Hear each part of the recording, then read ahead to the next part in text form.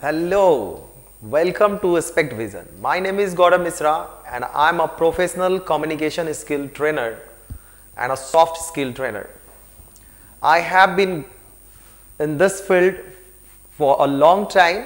I have been teaching this communication skill to several candidates who are preparing for jobs, and if they want to sharpen their communication skill, if they want to get fluency in communication skill.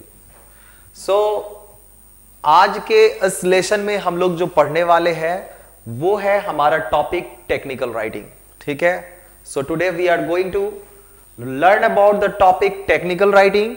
जो topic है हमारा technical writing, इसके बारे में जानने से पहले हमें यह जानना होगा कि what is this technical writing and from where this topic has been originated. ठीक है. यह टॉपिक कहां से ऑरिजिनेट हुआ, क्या मीनिंग है, इन सब के बारे में अभी हम लोग आपको विस्तार से बताने वाले हैं. So let's get started. सबसे पहला जो पॉइंट है हमारा, डियर स्टूडेंट्स, सबसे first thing that we have to know about technical writing. Technical writing आखिर होता क्या है. ठीक है. सो सबसे पहले हम लोग इसके बारे में जो जानेंगे, कम्युनिकेशन स्किल क्या होता है. इससे पहले कि आप टेक्निकल राइटिंग के बारे में जाने, आपको कम्युनिकेशन स्किल के बारे में जानना ज्यादा जरूरी है. सो सबसे पहले ये जाने हम कि कम्युनिकेशन होता क्या है. What is communication. What is communication. ठीक है. सो अगर हम लोग जाने कि कम्युनिकेशन जो है, ठीक है, कम्युनिकेशन हम लोग इसको जनरल टर्म में communication in the way of delivering our expression, delivering our feelings, our thoughts to someone else. It means that communication जो है वो एक एक्सप्रेस करने का जरिया है. कम्युनिकेशन क्या है? एक एक्सप्रेस करने का जरिया है अपने मन के फीलिंग को, अपने मन के विचारों को, अपने मन के थॉट्स को. देखिए, सो सेम वे में हम कह सकते हैं कि communication is the process of transferring information, ideas, thoughts and feelings from one person और ग्रुप टू अनदर.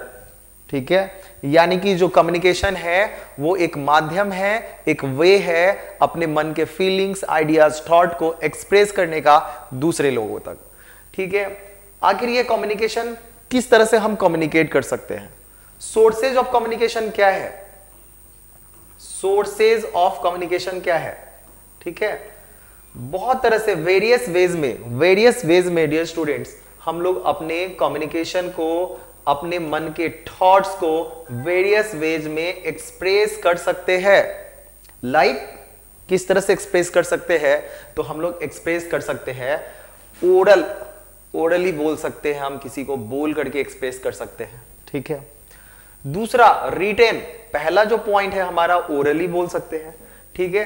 दूसरा जो पॉइंट है हमारा, उसको हम राइट करके रिटेन फॉर्म में, ठीक है, रिटेन फॉर्मेट में भी हम कर सकते हैं. और जो तीसरा फॉर्मेट है हमारा वो क्या है, हम लोग जो है तस्वीरों के माध्यम से, इमेजेस और फिगर्स के माध्यम से भी हम लोग इसको कर सकते हैं. ठीक है. तो हम लोग इस तरह से जो है वर्बल तरीके से, नॉन वर्बल तरीके से, रिटेन फॉर्मेट से, विजुअल के माध्यम से हम लोग कर सकते हैं. तो जो हमारा एक और जो पॉइंट है वो क्या है, हमारा एक और पॉइंट जो है, ये तो आपका फिगर जो हो गया वो विजुअल तरीका हो गया. फिगर क्या हो गया, विजुअल तरीका हो गया. ठीक है. एक जो है नॉन वर्बल टाइप में क्या है कि हम अपने बॉडी गेस्चर से, ठीक है, हम अपने बॉडी गेस्चर से भी और अपने इशारों के माध्यम से, बॉडी गेस्चर के माध्यम से भी चीजों को दूसरे तक साझा कर सकते हैं. ये भी कम्युनिकेशन का ही एक माध्यम है, एक जरिया है डियर स्टूडेंट. तो चलिए इसके टाइप्स के बारे में जानते हैं. हम लोग को सीखना है टेक्निकल राइटिंग, और टेक्निकल राइटिंग जो है ये कम्युनिकेशन का ही हिस्सा है. और कम्युनिकेशन के हिस्से में सबसे पहला नंबर जो आता है हमारा वर्बल कम्युनिकेशन आता है. वर्बल इन द सेंस कि जब हम बोल कर किसी स्टूडेंट को कुछ साझा करते हैं. ठीक है. जब हम बोल करके किसी स्टूडेंट को कुछ साझा करते हैं, किसी व्यक्ति को कुछ बात साझा करते हैं, अपने थॉट्स और अपने फीलिंग्स को साझा करते हैं, तो ये वर्बल कम्युनिकेशन का पार्ट होता है। सो इस तरह से हम बता सकते हैं इसके बारे में कि the ability to express ideas through spoken words, tone of voice, pitch, volume and pace effectively, ये सब का सब जो है हम क्या कह सकते हैं, इसको वर्बल कम्युनिकेशन कह सकते हैं। ठीक है, अब यहां पे आप देखिए इसमें क्या इन्वॉल्व्स है। तो हम लोग राइट लैंग्वेज का प्रयोग करके कम्युनिकेशन कहीं ना कहीं जब भी हम करेंगे तो सही लैंग्वेज का इस्तेमाल करके करेंगे। ठीक है, सही लैंग्वेज का इस्तेमाल करके करेंगे for the audience, adapting to the context and listening to the others. ये सारा चीज इन्वॉल्व करता है किसी को, ये वर्बल कम्युनिकेशन का हिस्सा है, ध्यानपूर्वक किसी को सुनना। ठीक है, प्रॉपर लैंग्वेज का इस्तेमाल करके अपने मन के बात को दूसरे तक कन्वे करना। These are the part of verbal communication. अब अगर आगे आ जाते हैं नेक्स्ट टर्म में जो हम आते हैं, हमारा कम्युनिकेशन का जो दूसरा पार्ट है dear student, that is the non verbal communication. So this is non verbal communication means no verbal communication. It means that there will be no use of words, it will be no oral words included over here non verbal communication में। यानी कि non verbal communication में हम words का प्रयोग नहीं करेंगे तो क्या कर सकते हैं, अगर वर्ड्स का प्रयोग नहीं करेंगे डियर स्टूडेंट, तो हम अपने फेशियल एक्सप्रेशन के माध्यम से, हम बॉडी गेस्चर के माध्यम से और अदर नॉन स्पोकन क्यूज के माध्यम से अपने मन के विचारों को साझा करेंगे, और that will be the non verbal communication. आगे ये नेक्स्ट थिंग जो हमें समझना है, it can help understand how others think, feel and express themselves. So simple examples जो हम अपने बहुत सारे तरीके से, जब हम अपने बॉडी गेस्चर से, फेशियल गेस्चर से चीज़ों को हम बता सकते हैं कि आई एम फीलिंग वेल और I am not feeling well. किसी चीज़ों के बारे में अगर हमारा क्या राय है, हमारा क्या ओपिनियन है, अगर कोई मुझे कुछ कह रहा है तो बॉडी गेस्चर के माध्यम से, फेशियल गेस्चर के माध्यम से हम अपने एक्सप्रेस कर सकते हैं अपने मन के भावनाओं को।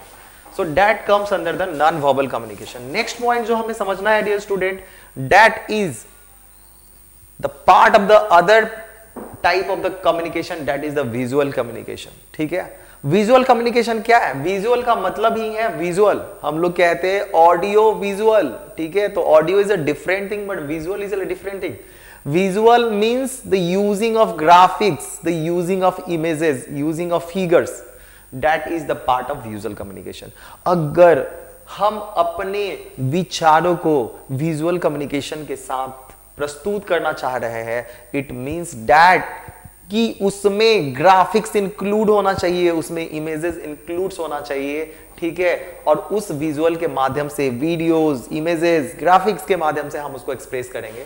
ठीक है, the use of photographics, art, drawing, sketches, charts, graphs, ये सारी चीजों का जब हम इस्तेमाल अपने इंफॉर्मेशन को कन्वे करने के लिए करते हैं, then it comes under the visual communication. Hopefully you understand it, what is the meaning of visual communication. अब देखिए इसमें क्या है, ये किसके लिए हेल्पफुल हो सकता है? Visuals can be helpful for some people to consume ideas and information. कभी कभी दो कम्युनिकेशन का यूज करते हैं, कभी कभी तो हर तरह से। जो ह्यूमन बीइंग है वो एक कंप्लीट डेवलप्ड थिंग है। ठीक है, ह्यूमन बीइंग जो है एक कंप्लीट डेवलप्ड थिंग है, ये किसी भी एडवांस रोबोटिक्स से ही भी ज्यादा डेवलप्ड थिंग है, क्योंकि किसी भी पार्टिकुलर रोबोटिक्स को जो बनाया है, जिसने डेवलप किया है, वो कोई ह्यूमन बीइंग ही है। तो आप देखो कि human being is can take help of all types of communication. जब हम बात करते हैं, अपने मन के विचारों को साझा करते हैं किसी के सामने, तो क्या होता है, हम अब रिटन फॉर्मेट में, हम विजुअल फॉर्मेट में, ठीक है, हम जो है वर्बल तरीके से, नॉन वर्बल तरीके से, हर तरीके से अपने विचारों को साझा करने की कोशिश करते हैं और किया जाता है।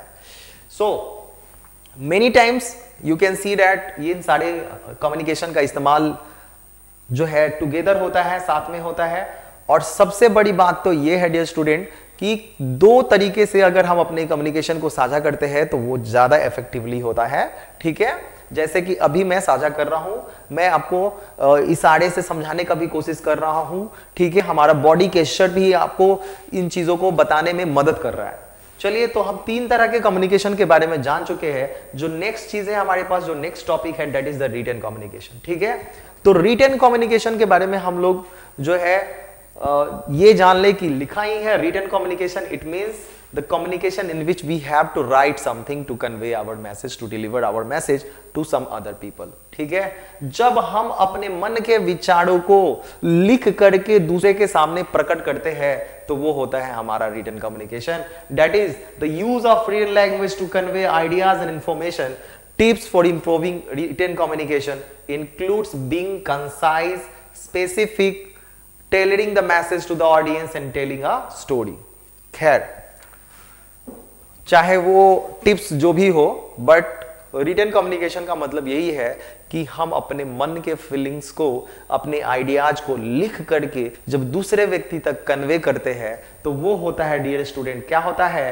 रिटन कम्युनिकेशन होता है. चलिए तो हम लोग फटाफट एक बार जान लेते हैं कम्युनिकेशन क्या है. सारी चीजों को हमने जाना, रिकैप करेंगे इस टॉपिक के बाद, फिर फर्दर नेक्स्ट टॉपिक की ओर चलेंगे, that is the technical writing. तो पहला चीज है कि communication is the way of expressing our feelings, ideas and thoughts to other people.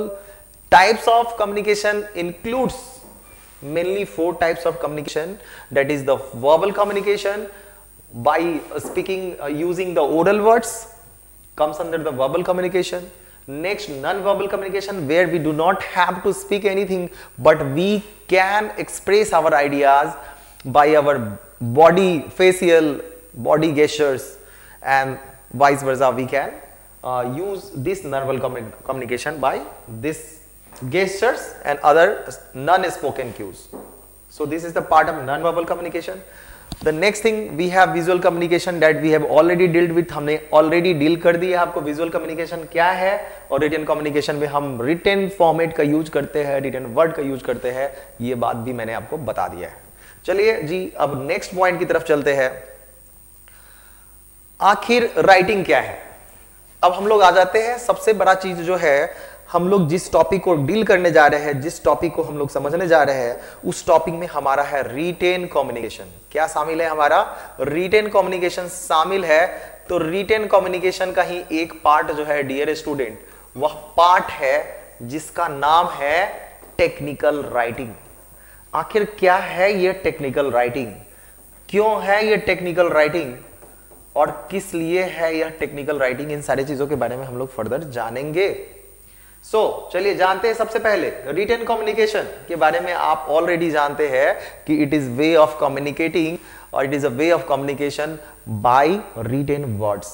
Words के माध्यम से जब हम अपने बातों को कन्वे करते हैं तो यह होता है हमारा रिटन कम्युनिकेशन. चलिए, बहुत अच्छा. रिटन कम्युनिकेशन का ही एक पार्ट है टेक्निकल राइटिंग. तो इससे पहले कि हम टेक्निकल राइटिंग को जाने, हम लोग ये जानने का कोशिश करेंगे कि नॉर्मल राइटिंग क्या है. What is normal writing? ठीक है, टेक्निकल राइटिंग को जानने से पहले हमें यह जानना जरूरी है डियर स्टूडेंट कि नॉर्मल राइटिंग क्या होता है. What is normal writing?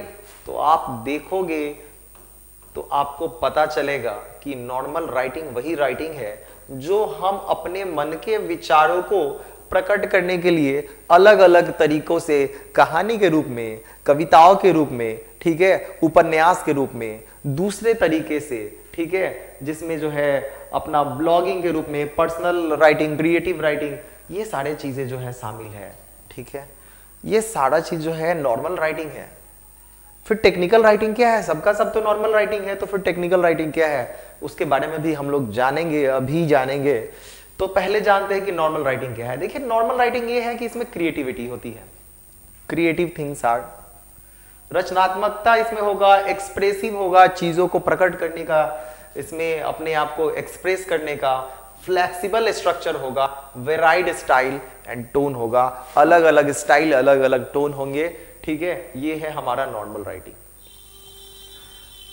Next topic में हम लोग जानेंगे कि नॉर्मल राइटिंग और टेक्निकल राइटिंग में डिफरेंस क्या होता है, क्योंकि कभी कभी ये क्वेश्चन भी आता है कि what is the difference between the normal writing. तो चूंकि अभी हमें जो बताना है मेनली रूप से टेक्निकल राइटिंग के बारे में जानना है, तो ये एक कॉमन सा हम लोगों ने पॉइंट ले लिया है कि what is the difference between normal writing and technical writing. ठीक है, hopefully you are understanding now. अब ये टेक्निकल राइटिंग क्या है? टेक्निकल राइटिंग इनफॉर्मेटिव होता है, किसी चीज को इन्फॉर्म करता है, ठीक है, सूचना देता है, इंस्ट्रक्टिव होता है, या तो ये दिशा निर्देश करता है, ऑर्गेनाइज होता है, व्यवस्थित होता है, और इस ऑर्गेनाइज स्ट्रक्चर होता है क्लियर और इसका ऑब्जेक्टिव स्टाइल टोन। यानी कि जहां नॉर्मल राइटिंग का ऑब्जेक्टिव स्टाइल टोन स्पष्ट नहीं है, उसी तरह दूसरे पार्ट में टेक्निकल राइटिंग का एक अपना ऑब्जेक्टिव है, अपना एक स्टाइल है, अपना एक टोन है और एक पर्टिकुलर ऑडियंस को टारगेट करके बनाया जाता है, या तो उसको इंस्ट्रक्ट करने के लिए, या तो उसको गाइड करने के लिए, या तो फिर इंफॉर्मेटिव कंटेंट बनाते हैं किसी चीज के बारे में सूचना देने के लिए। So that is technical writing. चलिए टेक्निकल राइटिंग के बारे में हम लोग और जानेंगे। तो सबसे पहले तो नॉर्मल राइटिंग में हम लोगों ने जाना कि देखिए टेक्निकल राइटिंग में फीलिंग्स, इमोशंस ये सब शेयर नहीं होता है डियर स्टूडेंट। टेक्निकल राइटिंग में हम कोई भी फीलिंग, कोई इमोशन शेयर नहीं करेंगे। जिस तरह से कविताओं और कहानियों में हम लोग फीलिंग, इमोशन को शेयर करते हैं, बड़ी ही पॉइंट बाय पॉइंट चीजें होते हैं, लोगों को इंस्ट्रक्ट करने के लिए, गाइड करने के लिए होता है। ये एक स्टोरी नहीं होता है बड़ा सा, यह एक बड़ा सा उपन्यास नहीं होता है, ठीक है, और यह एक बड़ा सा पोयम भी नहीं होता है, ठीक है। अब देखिए ये सारे के सारे जो कॉन्सेप्ट है आपके, वो सब के सब नॉर्मल राइटिंग के कॉन्सेप्ट है। Poem, short stories, journal entry, blog post, opinion writing, article, descriptive writing, travel blog, personal reflection, creative writing, ये सब का सब और very many, okay, lots of examples are there of normal writing. So normal way में दिखने वाले जितने भी चीज है, आर्टिकल्स वगैरह, ये सब के सब आपकी नॉर्मल राइटिंग है। चलिए अब हम चलते हैं नेक्स्ट। ये भाई साहब यहाँ पे बैठे हैं जो शायद टेक्निकल राइटिंग लिख रहे हैं, और किस चीज के लिए टेक्निकल राइटिंग लिख रहे हैं फर्दर बात करते हैं हम लोग नेक्स्ट टॉपिक में। चलिए आते हैं इधर। तो जहां तक मैंने आपको एक छोटे संक्षिप्त चीजों के बारे में बताया, संक्षिप्त रूप से बताने का कोशिश किया कि नॉर्मल राइटिंग और टेक्निकल राइटिंग में क्या डिफरेंस है। तो चलिए एक बार हम लोग टेक्निकल राइटिंग को अच्छे से डिफाइन कर लेते हैं। ये तो मैंने बता दिया कि इस तरह से इंस्ट्रक्टिव होता है, इंफॉर्मेटिव होता है, ऑर्गेनाइज्ड होता है, इसका जो क्लियर होता है, ऑब्जेक्टिव स्टाइल इन टोन, ये सारे इसमें शामिल होते हैं। चलिए देखते हैं कि टेक्निकल राइटिंग का एक अच्छे तरीके से डेफिनेशन जान लेते हैं। क्या है टेक्निकल राइटिंग और क्या करता है technical writing. So technical writing is a type of writing. Technical writing is a type of writing that focuses on conveying complex technical information clearly, concisely to a specific audience. यानी कि किसी भी complex चीजों को, जटिल चीजों को, किसी भी टेक्निकल चीजों को आसान तरीके से, वेरी क्लियरली, वेरी कंसाइजली, ठीक है, जब किसी स्पेसिफिक ऑडियंस, टारगेटेड ऑडियंस तक हम उसको पहुंचाते हैं, तो यही टर्म हमारा टेक्निकल राइटिंग कहलाता है। ठीक है, कहां यूज होता है, क्यों करते हैं, इसके बारे में भी हम लोग जानेंगे। देखिए, चीजों को इस तरह से लिखा जाता है कि वो अगले व्यक्ति तक अंडरस्टैंडेबल हो। इसका प्राइमरी गोल ये होता है, इन्फॉर्म करना होता है, या तो इंस्ट्रक्ट करना होता है, या तो गाइड करना होता है किसी रीडर को पूरे एक्यूरेसी के साथ, प्रीसीजन यानी यथार्थ चीजों के साथ। स्पेशलाइज्ड टॉपिक्स होता है, सच हो सकता है कि कोई सॉफ्टवेयर एप्लीकेशन हो, उसके बारे में गाइड करना है कि नेक्स्ट चीज हमें क्या करना है, कैसे इसको इंस्टॉल करें, कैसे इसको डाउनलोड करें, कैसे इसका फंक्शन करेगा। ये सारा चीज जो है टेक्निकल राइटिंग के अंतर्गत आता है। इन्वायरमेंटल रेगुलेशन हो सकता है, मेडिकल प्रोसीजर्स हो सकता है। तो क्या है टेक्निकल राइटिंग? तो technical writing is a way of writing जो कि कॉम्प्लेक्स इंफॉर्मेशन को टेक्निकल तरीके से, जो है किसी भी कॉम्प्लेक्स इंफॉर्मेशन को क्लियरली, कंसाइजली, इफेक्टिवली, ठीक है, रिप्रेजेंट करता है दूसरे लोगों को। क्लियरली, कंसाइजली, इफेक्टिवली रिप्रेजेंट करता है, प्रस्तुत करता है दूसरे लोगों तक, जो कि कॉम्प्लेक्स चीज भी हो तो वो अगला यूजर जो है उसे आसानी से समझ सके। चलिए, अगर ये चीज आप समझ गए हैं तो टेक्निकल राइटिंग जो है, इसका एग्जांपल आप समझिए तो फिर आपको समझ में आएगा कि what is this technical writing. ठीक है, आप देखिए, आपने बहुत सारे चीजों में टेक्निकल राइटिंग का इस्तेमाल आप देखे होंगे। टेक्निकल राइटिंग महज एक आपके सिलेबस का हिस्सा नहीं है। टेक्निकल राइटिंग का एक ब्रॉड मीनिंग है और एक ब्रॉड यूज भी है इसका, यानी कि आज के समय में टेक्निकल राइटिंग इतना ट्रेंडिंग है कि सिर्फ एग्जाम के पर्पस से नहीं, प्रोफेशन के पर्पस से भी इसको एडॉप्ट किया जा सकता है। यानी कि आज के समय में प्रोफेशन के रूप में भी आपका टेक्निकल राइटिंग काफी हाई डिमांडिंग जॉब है। ठीक है, यानी कि अगर कोई प्रोफेशनल टेक्निकल राइटिंग है तो उसके लिए एक अच्छा पैकेज भी बन सकता है। ठीक है, वो अच्छा पैकेज अर्न कर सकता है। यानी टेक्निकल राइटिंग आपको कहां कहां जरूरी है, टेक्निकल राइटिंग का आप इस एग्जाम्पल के माध्यम से समझिए। देखिए, टेक्निकल राइटिंग का इस्तेमाल सिर्फ जो है किसी सॉफ्टवेयर के लिए नहीं है। ठीक है, सिर्फ टेक्नोलॉजी के लिए ही नहीं है, ये साइंस के लिए भी है।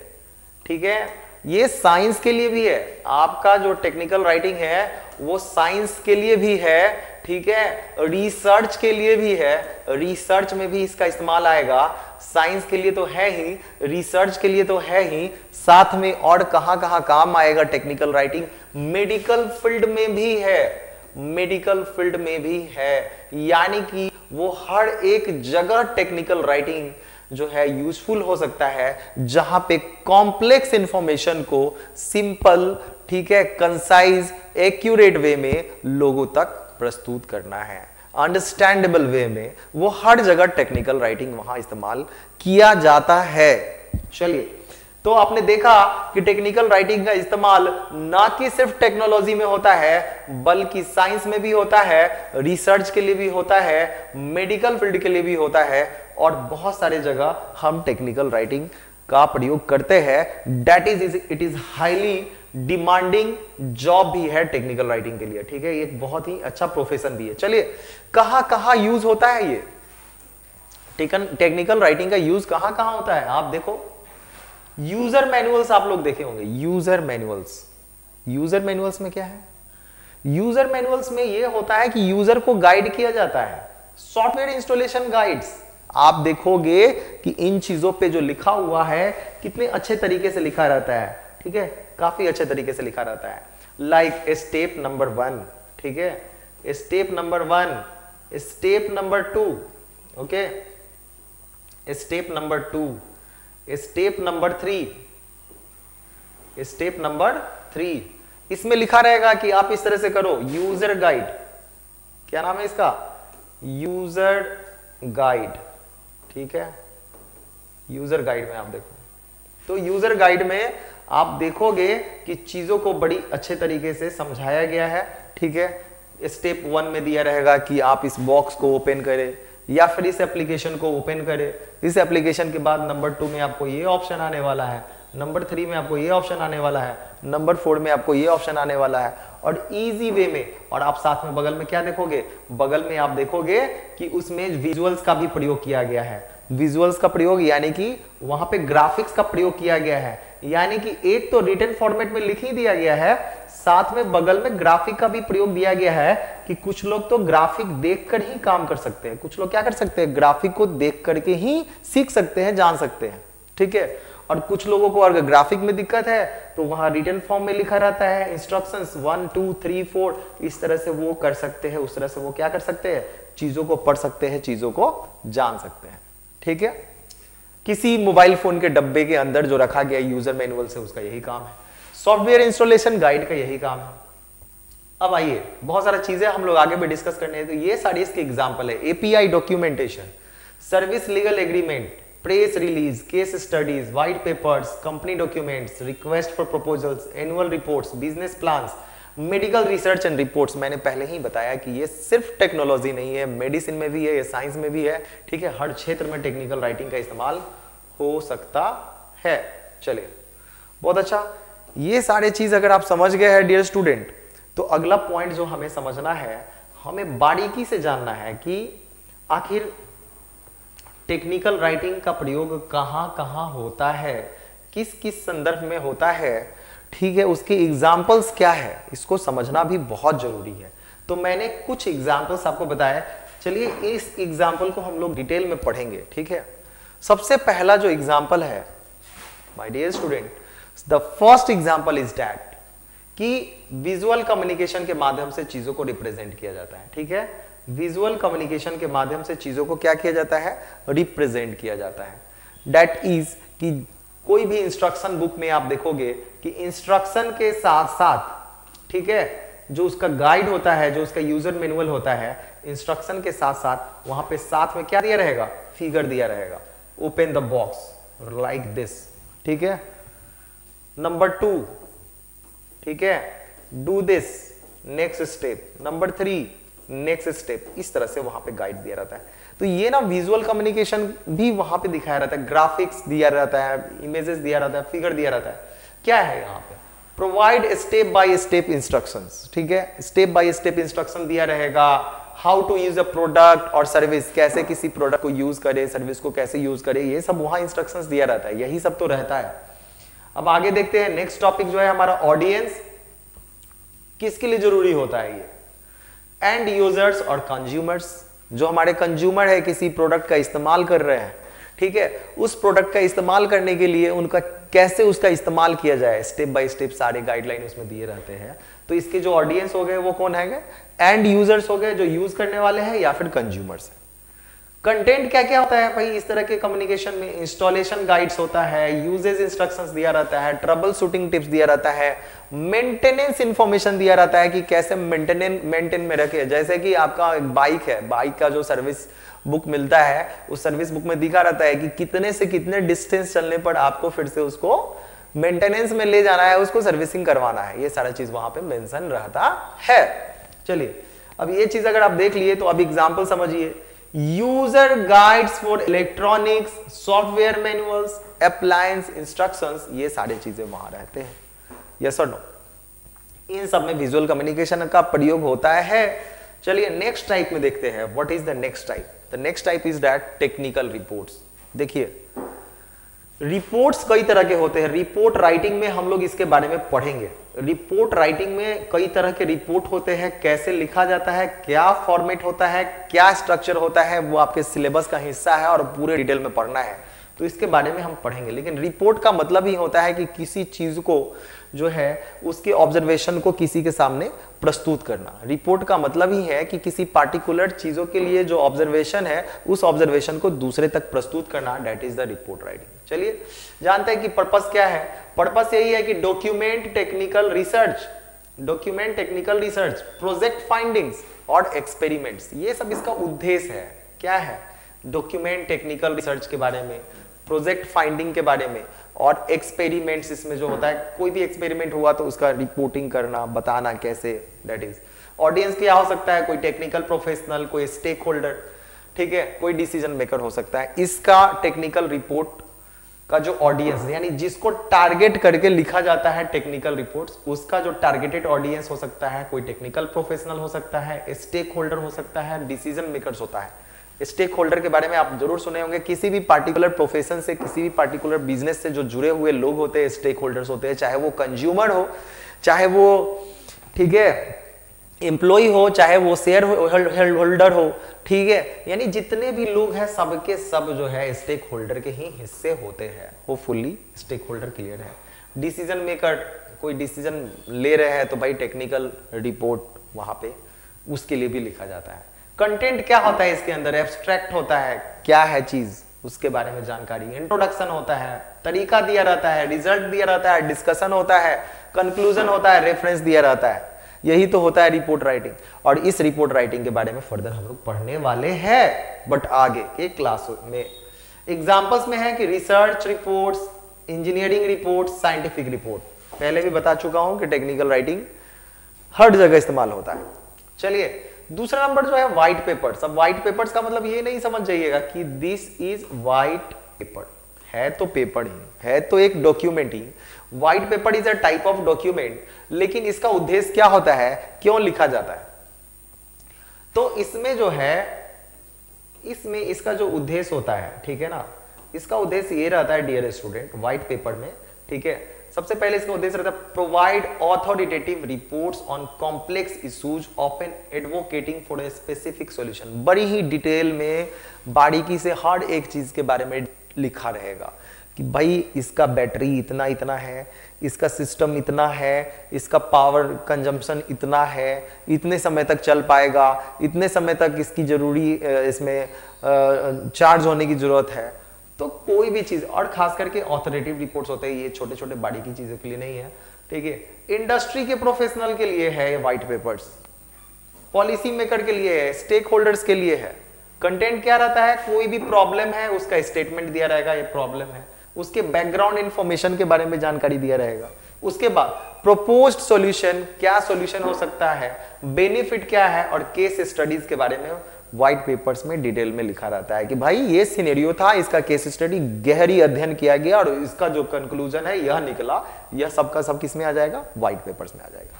चलिए नेक्स्ट चलते हैं। एग्जांपल्स क्या है आपका, technology white papers, policy white papers, industry white papers, ये सब व्हाइट पेपर्स जो है आपका एग्जांपल है, ठीक है। ये सब किसका एग्जांपल है, टेक्निकल राइटिंग का ही एक पार्ट है आपका व्हाइट पेपर्स। चलिए नेक्स्ट टॉपिक की ओर चलते हैं।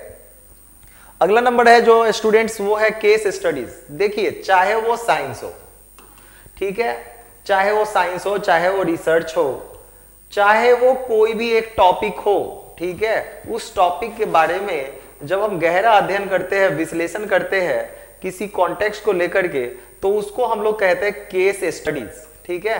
क्या कहते हैं, केस स्टडीज की मैंने इस प्रयोग करके देखा और इस प्रयोग के माध्यम से डियर स्टूडेंट ऐसा ऐसा रिसर्च फाइंडिंग आया और मुझे पता चला कि ये होता है, लाइक, ठीक है, लाइक ये पता चला कि भाई मैंने क्या किया कि एक पेड़ को उखाड़ा, मैंने एक पेड़ के जड़ को काट दिया, ठीक है, और पेड़ को जड़ को काटने के बाद हमने लोग ने क्या किया, उसके बारे में केस स्टडी पता किया, तो पता चला कि बाद में क्या हो गया कि पेड़ मुरझा गया, पेड़ क्या हो गया, सूख गया, ठीक है, tree is no more left. खैर ये सब केस स्टडीज है, ये सब क्या है, केस स्टडीज है।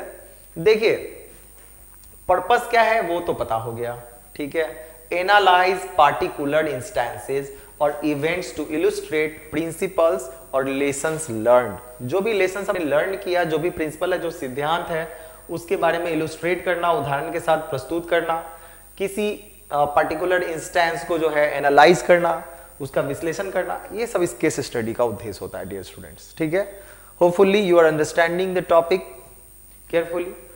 ऑडियंस कौन हो सकता है केस स्टडीज के लिए, बिजनेस प्रोफेशनल्स के लिए लिखे जाते हैं, किसी एजुकेटर्स के लिए लिखे जाते हैं, किसी रिसर्चर्स के लिए लिखे जाते हैं, और इसके अंदर जो कंटेंट होता है वो कंटेंट क्या है, बैकग्राउंड है, चैलेंजेस है, सॉल्यूशन है, रिजल्ट्स है, लेसन लर्नड है और फ्यूचर रिकमेंडेशन, ये सब इसके अंदर रहता है लिखा हुआ। कुछ examples cases, business case studies हो सकते हैं, हेल्थ केयर केस स्टडीज हो सकते हैं, एजुकेशनल केस स्टडीज हो सकते हैं। So these are all about the case studies. बहुत सारे उदाहरण समझने हैं, इसलिए हम लोग समझ रहे हैं इन चीजों को, क्योंकि टेक्निकल राइटिंग एक इंपॉर्टेंट राइटिंग है आज के समय में, टेक्नोलॉजी और साइंस के लिए डिमांडिंग राइटिंग है। इसलिए हम पहले पॉइंट बाई पॉइंट चीजों को समझे, कहां कहां यूज होता है, कौन कौन से इसके एग्जाम्पल्स है उसको समझे, फिर उसके बाद फिर हम लोगों को इसके अगले सिलेबस, अगले जो सिलेबस का पार्ट है, अगले टॉपिक की तरफ चलना है। तो देखिए जो नेक्स्ट पॉइंट है वो है एसओपीज। एसओपीज का मतलब क्या होता है डियर स्टूडेंट, एसओपीज का मतलब ही होता है स्टैंडर्ड ऑपरेटिंग प्रोसीड्यूर्स, ठीक है, इसका मतलब ही होता है स्टैंडर्ड ऑपरेटिंग प्रोसीड्यूर्स होता है डियर स्टूडेंट, यानी कि एक ऐसा स्टैंडर्ड ऑपरेटिंग, ठीक है, प्रोसीड्यूर्स। आप यहां पे देखो, इसमें आपको पता चलेगा कि इस एसओपीज का काम कहां पे होता है। सबसे पहले इस एसओपी का उद्देश्य क्या है, what is the aim of this. तो इसका उद्देश्य यह होता है provide step by step instruction, step by step instruction देना, परफॉर्मिंग स्पेसिफिक टास्क और ऑपरेशन, किसी टास्क को, किसी ऑपरेशन को परफॉर्म करने के लिए स्टेप बाय स्टेप इंस्ट्रक्शन देना, ये किसका पार्ट हो गया, आपका एसओपी का पार्ट हो गया। ऑडियंस कौन होते हैं, ऑडियंस इसके एम्प्लॉय हो गए, टेक्नीशियन हो गए, ऑपरेटर्स हो गए। कंटेंट क्या होता है इसमें, पर्पस कि भाई किस काम को करने के लिए एसओपी है, स्कोप, प्रोसीडियर्स दिया रहता है, रिस्पॉन्सिबिलिटीज होता है, सेफ्टी होता है, प्रिकॉशंस और रेफरेंसेस। कहां कहां एसओपीज हो सकते हैं, laboratory SOPs, manufacturing SOPs, administrative SOPs, ये सारा चीज है। जब आप कंपनी में किसी पार्टिकुलर कस्टमर केयर एग्जीक्यूटिव को आप कॉल करते हो तो वो जैसे ही बोलता है, जो फर्स्ट लैंग्वेज वो बोलता है वो एसओपी के माध्यम से ही बोलता है, that is the standard operating procedures. वहां लिखा रहता है कि उस एसओपी की हो इसको फॉलो करना है, वहां उसका इंस्ट्रक्शंस दिया रहता है। फिर कस्टमर से वो जानने का कोशिश करता है कि प्रॉब्लम क्या है, उस प्रॉब्लम के अंतर्गत फिर नेक्स्ट एसओपी जो लिखे गए हैं उसके अनुसार से बताता है। फॉर एग्जांपल, अगर आपने किसी कस्टमर केयर को फोन किया और आपने बताया कि नेटवर्क नहीं आ रहा है, तो सबसे पहले तो वो कॉल करते ही वो एसओपी के अंतर्गत बोलेगा जो भी उसको बोलना है, नमस्कार, और इस तरह से वो आपको ग्रीट करेगा और ग्रीट करने के बाद आपसे पूछेगा कि मैं आपकी क्या सहायता कर सकता हूं, और उसके बाद फिर जो भी आप समस्या बताइएगा वहां उसके सिस्टम पे ऑलरेडी ये एसओपी रखा हुआ है और उस एसओपी के माध्यम से, ठीक है, और उस एसओपी के माध्यम से वो फिर आपको गाइड करेगा। जैसे ही आप बोलेंगे कि नेटवर्क नहीं आ रहा है तो बताएगा कि सर आप चेक करें कि क्या सिम लगा है या नहीं लगा है, या जो भी उसका एसओपी वहां लिखा है उसके अनुसार से आपको इंस्ट्रक्ट करेगा, उसके अनुसार से आपको क्या करेगा, गाइड करेगा।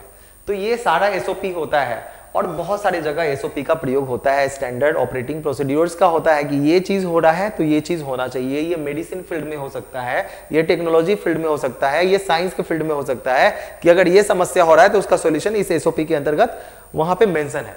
तो होपफुली एसओपी क्या है, स्टैंडर्ड ऑपरेटिंग प्रोसीड्यूर्स के बारे में आपने समझ गया होगा। चलिए नेक्स्ट टॉपिक की तरफ चलते हैं, जो हमारा API documentation.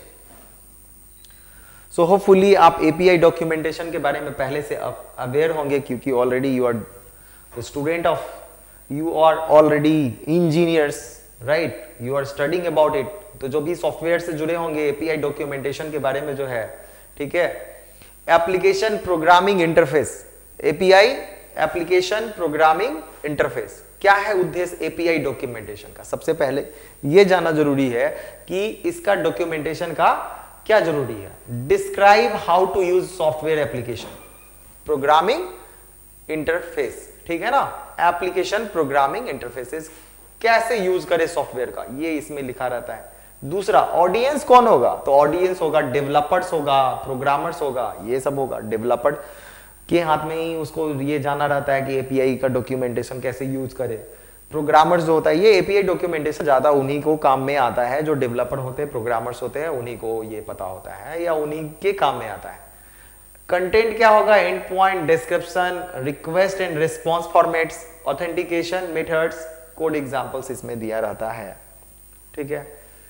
Like rest API documentation, SDK guides, integration guides, ये सब का सब जो है किसी सॉफ्टवेयर को दूसरे सॉफ्टवेयर से इंटीग्रेट करना, किसी सॉफ्टवेयर को दूसरे सॉफ्टवेयर में इंटीग्रेट करना, एसडीके गाइड्स और एपीआई डॉक्यूमेंटेशन, ये सब इसी का ही हिस्सा है। चलिए बहुत सारे एग्जांपल्स हमने देखे, आगे भी कुछ एग्जांपल्स हमें समझना है, क्योंकि without understanding we can not understand the importance of technical writing, ठीक है। आने वाला समय में आपको लगेगा कि end of the lecture you will understand that what is the importance of technical writing and why it is so demanding. Next thing is that project proposals, ठीक है। क्या होता है प्रोजेक्ट प्रपोजल लिखने का, ये भी एक टेक्निकल राइटिंग का एग्जांपल है। देखिए इसका उद्देश्य है outline plans for a proposal project, outline plans for a proposal project including objectives, methods and expected outcomes, ठीक है। क्या आउटकम होने वाला है, क्या मेथड है उसका, ठीक है, उद्देश्य क्या है, किसी चीज को ये बताने के लिए हम लोग प्रोजेक्ट प्रपोजल, कोई भी प्रपोजल मिला तो प्रोजेक्ट प्रपोजल हम लोग वहां सबमिट करते हैं टेक्निकल राइटिंग के अंतर्गत। किसके लिए लिखा जाता है, स्टेक होल्डर के लिए। मैंने अभी बताया कि स्टेक होल्डर क्या है, किसी भी पार्टिकुलर बिजनेस से जुड़े हुए वो हर एक इंसान स्टेक होल्डर है, जो या तो कंज्यूमर है या तो एम्प्लॉय है या पर्टिकुलर उस किसी बिजनेस से जुड़ा हुआ है, ठीक है। कोई स्पॉन्सर्स हो गया, कोई डिसीजन मेकर्स हो गया, इन सब के लिए प्रोजेक्ट प्रपोजल्स लिखा जाता है। क्या कंटेंट होता है इसमें, क्या लिखा जाता है, executive summary, project objectives, methodology, timeline, budget, benefits, ये सारा कुछ शामिल रहता है। चलिए, अगर आपने प्रोजेक्ट प्रपोजल को समझ लिया है तो हमारे पास जो नेक्स्ट पॉइंट है समझाने के लिए आपके पास, the next example of technical writing is the technical specifications. इसमें क्या होता है, इसका पर्पस क्या है, detail the technical requirements and design of a product और सिस्टम। पूरे वर्णन दिया रहा है, स्पेसिफिकेशन पूरे डिटेल में लिखा रहेगा, ठीक है, कि इसका पर्पस यही होता है टेक्निकल स्पेसिफिकेशन का, किसी प्रोडक्ट के बारे में पूरा विस्तार से point by point technical writing में चीजों को उसके detail the technical requirements and design of a product और सिस्टम के बारे में इसमें दिया रहता है, ठीक है। स्पेसिफिकेशन यानी कि पूरा उसमें इंफॉर्मेशन। ऑडियंस कौन होते हैं, इंजीनियर्स के लिए हो सकता है, डेवलपर्स के लिए हो सकता है, प्रोजेक्ट मैनेजर्स के लिए ये लिखा जाता है, ठीक है। टेक्निकल स्पेसिफिकेशन किसके लिखा जाता है, इन लोगों के लिए। कंटेंट क्या है, स्पेसिफिकेशन दिया रहेगा, स्टैंडर्ड्स दिया रहेगा, परफॉर्मेंस एंड क्राइटेरिया, ये सारी चीज आपको वहां पे मिलेगा। कुछ और भी एग्जांपल्स हैं, हम लोग फर्दर इस चीजों को भी समझेंगे। देखिए, जो कुछ नेक्स्ट एग्जांपल है हमारे पास वो है इंस्ट्रक्शनल गाइड। ये सब इंस्ट्रक्शनल गाइड जो है इसमें दो तरह की चीजें शामिल हो सकती है, विजुअल और रिटन, दोनों हो सकते हैं और होते हैं। देखिए, इसका जो इंस्ट्रक्शन देना ही इसका मुख्य उद्देश्य होता है। इंस्ट्रक्शनल गाइड का जो मुख्य उद्देश्य होता है डियर स्टूडेंट, इंस्ट्रक्शन करना, ठीक है, बताना, इंस्ट्रक्ट करना किसी चीजों के बारे में कि कैसे उसका इस्तेमाल करें, ठीक है। तो क्या उद्देश्य होता है इसका, पूरा इंस्ट्रक्शंस दिया रहेगा कैसे किसी स्पेसिफिक टास्क को परफॉर्म करे, one by one, step by step दिया रहेगा, ठीक है।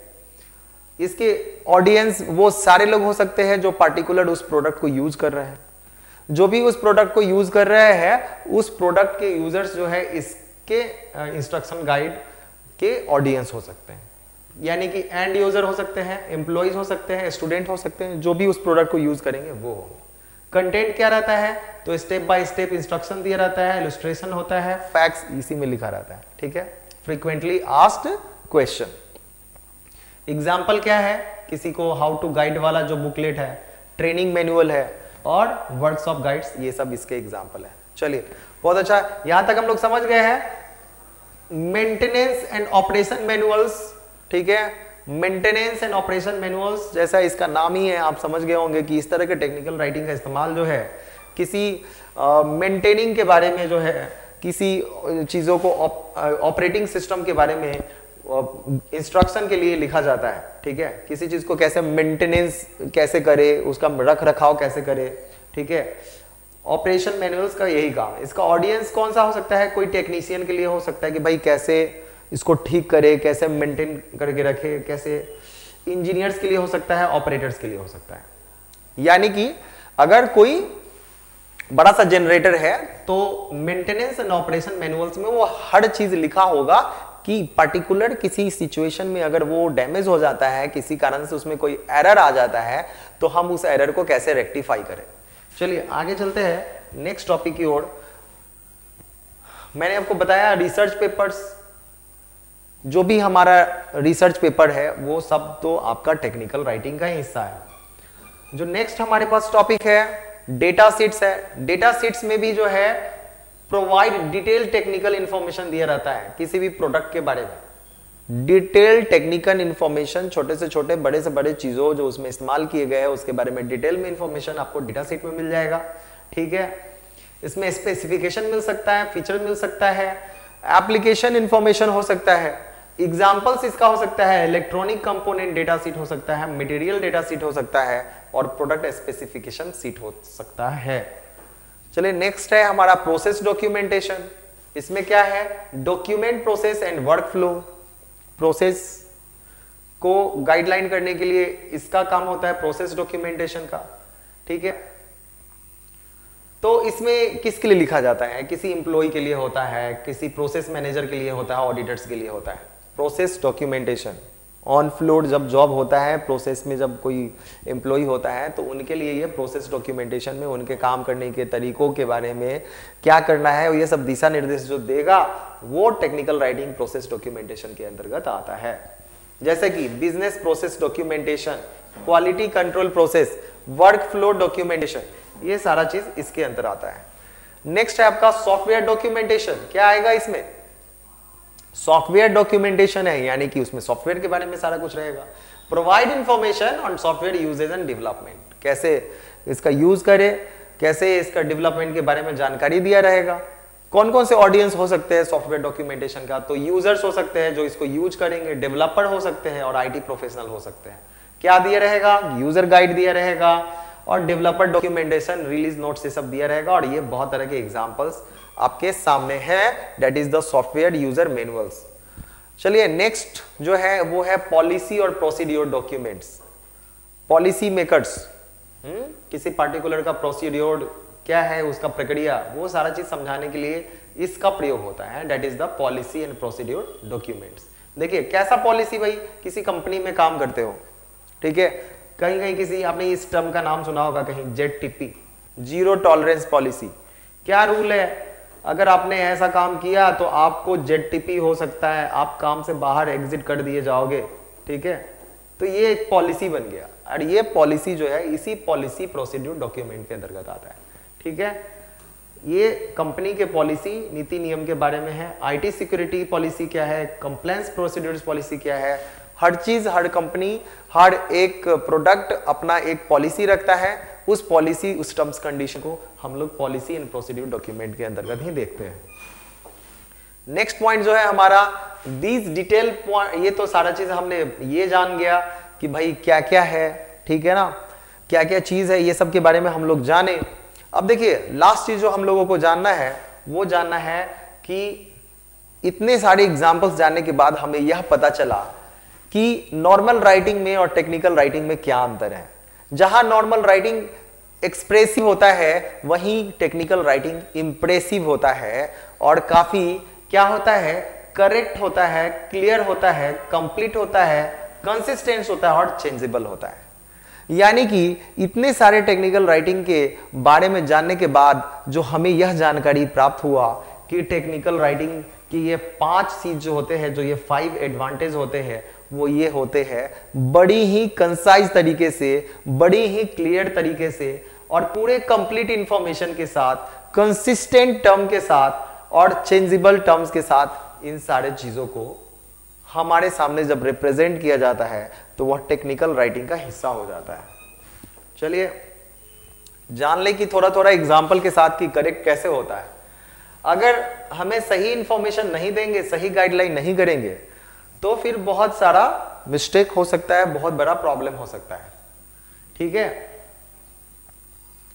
यहां पे एकदम एक्यूरेट इंफॉर्मेशन दिया रहेगा, that is the correct information. कोई यूजर गाइड है तो इसमें मिस्टेक नहीं होना चाहिए, एरर नहीं होना चाहिए। 120 वोल्ट पे ये डिवाइस ऑपरेट होता है तो 120 में अगर 1200 हो गया, 1200 हो गया तो एक बहुत बड़ा ब्लंडर, एक बहुत बड़ा मिस्टेक हो जाएगा।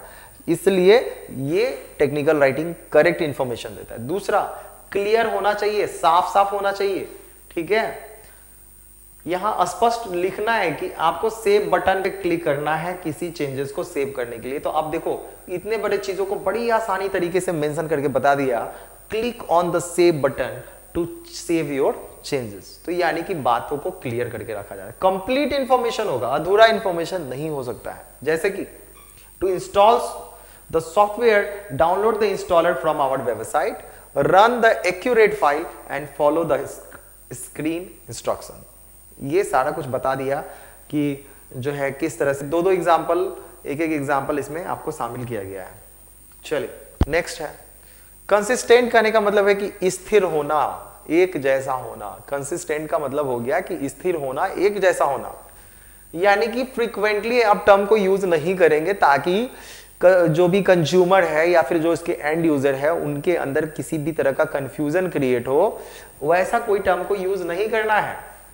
फॉर एग्जाम्पल अगर हमने यहाँ क्लिक वर्ड का यूज किया तो हम दोबारा बार से उसी मैनुअल्स में, उसी यूजर गाइड में प्रेस नहीं करेंगे, हिट नहीं करेंगे, जबकि तीनों जो है साइनोनिम वर्ड है, ठीक है, तीनों का मीनिंग एक ही जैसा है, लेकिन इसके बावजूद भी हम जो है इस तरह के टर्मिनोलॉजी का यूज नहीं करेंगे।